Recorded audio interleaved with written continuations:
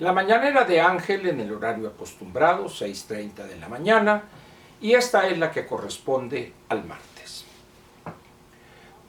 Segundo día laborable de la semana. Inevitable es tener que referirse a este sainete, esta ópera bufa que hemos armado en México con la supuesta negociación heroica donde nuestros aguiluchos regresaron con la dignidad intacta. Ayer lunes, fue un día negro para ellos y para todos aquellos oportunistas que están viendo heroicidad donde solo hay incapacidad, que están viendo arrojo donde solo hay incumplimiento de compromisos contraídos en reuniones privadas, discretas, que no conocíamos. Ayer, las declaraciones del vicepresidente de los Estados Unidos, el señor Mike Pence, y las del secretario de Estado, el señor Mike Pompeo, echan por tierra una serie de planteamientos que han hecho aquí, empezando por el mismo presidente López y continuando con el canciller. Por alguna razón que ignoro, los otros integrantes de la delegación mexicana, que se fueron a batir en el corazón mismo del imperio, nada han dicho. No se sabe absolutamente nada del comecacahuates, si comió tantos que llegó con un problema intestinal o estomacal, pero realmente los únicos dos que se han atrevido a mencionar cosas no ciertas fueron el licenciado Ebrard y López. Si se repiten otros días como el de ayer, pronto van a quedar como coloquialmente se dice, totalmente encuerados.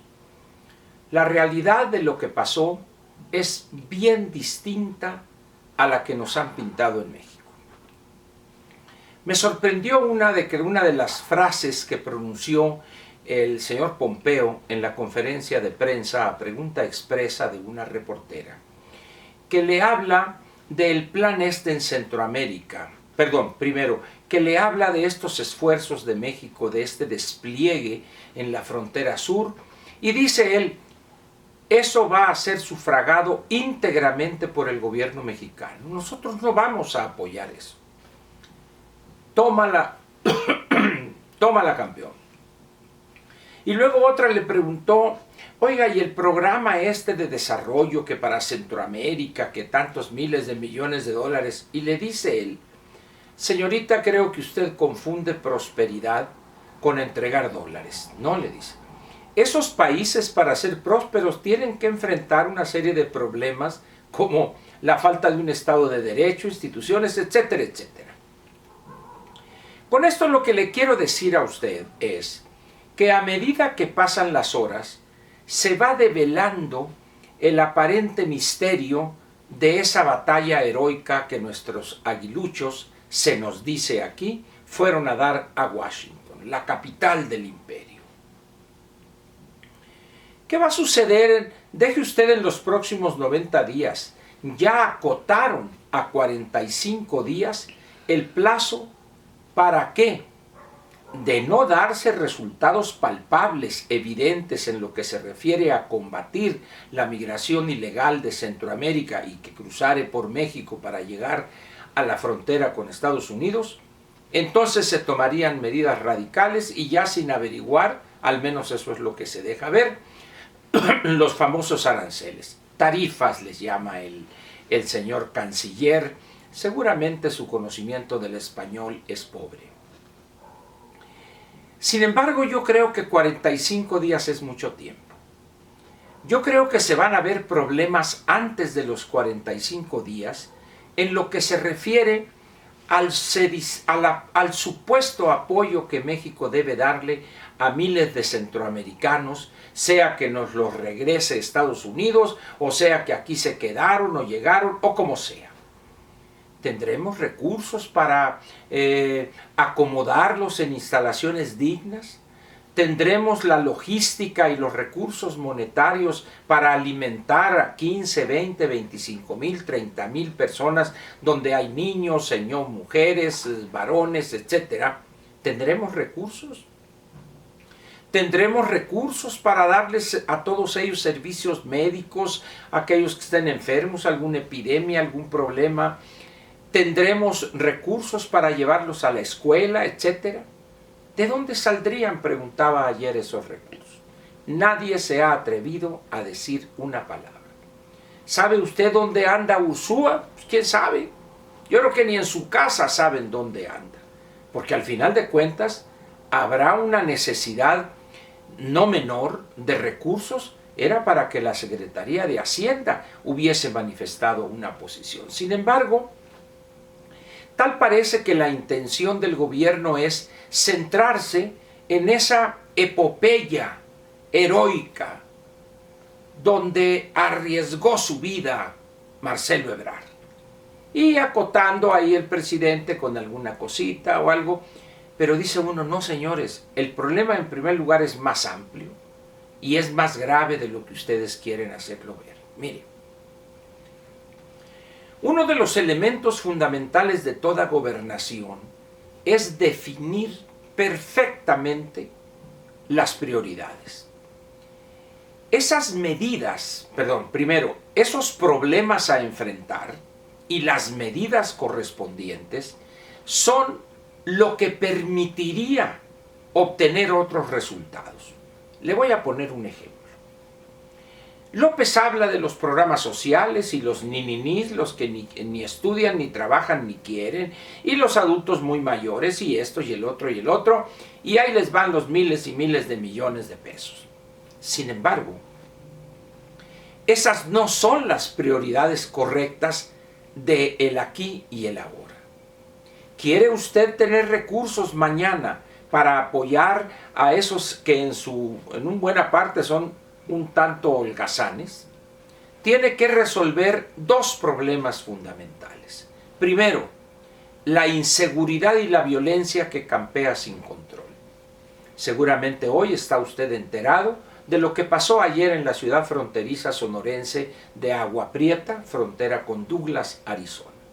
En la calle, en la vía pública, ahí grupos rivales balaceándose, aquello era una chulada de tronadera de cohetes, diría el clásico. 5 muertos ahí quedaron tirados, camionetas balaceadas, quedaron como sedazos. Se va usted al otro extremo del estado de Sonora, se va usted al Valle del Yaqui y resulta que las labores agrícolas se tienen que detener alrededor de las 6, 6 y media de la tarde, como decimos allá, en cuanto baja el sol. Porque ¿sabe usted qué hacen los grupos rivales para calentar la plaza y mantener ese estado de agitación y controlar? Se dedican en la noche a balacear para asesinar a sangre fría a los trabajadores en el campo, que están realizando un riego, por ejemplo. Pues ¿qué? Pues dejan el agua en la noche y se van a refugiar a sus casas. Estamos hablando de los dos extremos, Agua Prieta y el Valle del Yaqui. Pero intermedio, Ciudad Obregón, Hermosillo, por allá, y aquello es un campo de guerra. ¿Dónde está la autoridad? ¿Dónde está la gobernadora? Pues quién sabe. ¿Dónde está la Guardia Nacional? Pues allá buscando, agarrando salvadoreños, guatemaltecos y hondureños, pintando apresuradamente vehículos del ejército con los colores de la Guardia Nacional.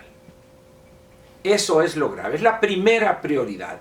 Y segunda, la que tiene que ver con la prácticamente carencia total de un Estado de Derecho, de un rechazo al imperio de la ley, empezando por el mismo presidente de la República. Si no enfrentamos esos dos graves problemas y les empezamos a dar solución, difícilmente vamos a poder tener confianza del inversionista para tomar riesgos, para invertir, y esa inversión se traduciría en fuentes de empleo permanente, en empleos formales, en ingreso de millones de mexicanos, ingresos para el fisco, y de esa manera tendría recursos sanos, no cargaría la yaca de débil finanza pública del país para poder apoyar con programas sociales a millones de mexicanos. ¿Qué ha hecho este gobierno? Ha empezado exactamente al revés. Su único interés y prioridad es lo electoral el 2021. Lo que no entiende López, ni los que lo rodean, es que si no enfrentan esas dos prioridades que le señalé, la inseguridad y la violencia, y también el nulo Estado de Derecho, y no se faja los pantalones para hacer que la ley sea respetada por todos, empezando por él mismo, no habrá elecciones el 21 al paso que vamos. Por eso, repito, la gran falla de este gobierno es, antes de cualquier otra, no entender cuáles son las prioridades correctas de su gobernación. ¿Qué va a pasar al paso que vamos en las elecciones del año 2021? Pues en un descuido ni se celebran. La violencia campea sin control alguno. La estrategia de abrazos, no balazos, ¿quién la toma en serio ahorita? ¿Quién se acuerda de aquella tontería de becarios no sicarios? No hay ni dinero para poder pagar las becas, ahí están protestando los chavalos. Repito pues, lo que ha hecho esta situación generada por no haber cumplido en su momento los compromisos contraídos en materia migratoria, sino que dijimos, vengan, se les vamos a dar trabajo, éntrenle, y los dejamos entrar, barrieron con la autoridad migratoria en la frontera, entraban al centro de retención y se fugaban, eran más los que se fugaban que los que entraban, haciendo mofa, de nuestro gobierno y de nuestro país. Eso es lo que consintió este gobierno durante 6 meses. ¿Qué sucede en este momento? Que el gobierno norteamericano se cansa de eso y dice, ya párenle. Recurre a la amenaza de los aranceles, pero fue como una amenaza. Pero ¿cuál fue lo determinante? En Washington, ahí sentaditos alrededor de un plato lleno de cacahuates, ahí les dijo cuánto es 2 más 2. Y ahí viene el señor Ebrard, heroico, dignidad intacta, no hubo tarifas. La verdad es que este intento que han hecho de vender algo que no existió, ya se les está revirtiendo. Con 2 o 3 días más de declaraciones como las de ayer del señor Pompeo, del señor Pence, vicepresidente del gobierno de Estados Unidos, y del mismo Donald Trump, presidente de Estados Unidos, lo único que les quedaría a estos señores que han hecho de la mentira y el engaño casi su razón de vivir, renunciar y en el otro caso solicitar licencia. ¿Lo harán? Evidentemente no, pero de ese tamaño es la gravedad y ese es el tipo de problemas reales que debimos desde hace 6 meses haber enfrentado y empezar a sentar las bases de la solución. Pero no que el trenecito acá, que el avioncito por acá y esto. Santa Lucía parado definitivamente. Sin embargo, bueno, ¿qué dice el presidente? Que él no enseña el puño cerrado, sino la mano extendida. Pues se quedó extendida porque el señor Donald Trump no es de agarrar manos extendidas, hombre.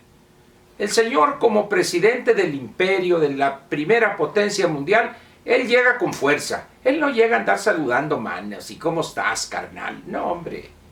No entendemos de lo que se trata la gobernación del México aquí y ahora.